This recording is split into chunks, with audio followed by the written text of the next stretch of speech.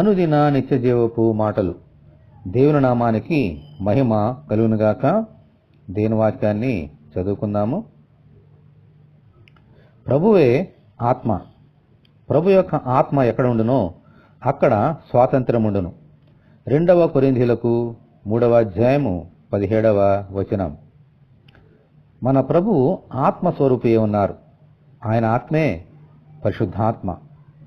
ప్రభువు ఆత్మను గురించి వాగ్దానం చేసినప్పుడు ఆయన మీతో నివసించును, మీలో ఉండును అని చెప్పారు. ప్రభు ఆత్మ ఎక్కడ ఉంటే అక్కడ స్వాతంత్ర్యం ఉంటుంది. పాపమనే దాసత్వము నుండి మనంతరం మనము స్వాతంత్ర్యము పొందుకోలేం. యేసు పాపాన్ని జయించి శిలువలో పాపానికి శిక్ష విధించి మనుషులందరికీ పాపమనే బానిసత్వము నుండి స్వాతంత్రము అనుగ్రహించారు. దేవునికి స్తోత్రం. ఇప్పుడు పరిశుద్ధాత్మ ఆ స్వాతంత్ర్యాన్ని కాపాడుతూ మనలో కొనసాగిస్తున్నారు. హల్లెలూయా. ప్రభువా, ఈ స్వాతంత్ర్యం నుండి తొలగిపోకుండా మీ ఆత్మ ద్వారా మమ్ము కాపాడమని మనమందరము ప్రార్థన చేసుకుందాం. ప్రభువా, మీ కొందనాలు.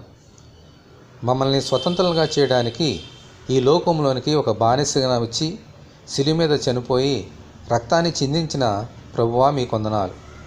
మీరు అనుగ్రహించిన ఈ స్వాతంత్ర్యాన్ని సైతానుడు దొంగిలించకుండా మమ్మల్ని మేము భద్రముగా కాపాడుకున్నట్లుగా మీ కృప మాపై చూపించమని, ఈ వాక్యం వింటున్న నీ బిడ్డలందరినీ అలాగున దీవించమని యేసు అతి పరిశుద్ధమైన నామములో ప్రార్థన చేయుచున్నాము తండ్రి.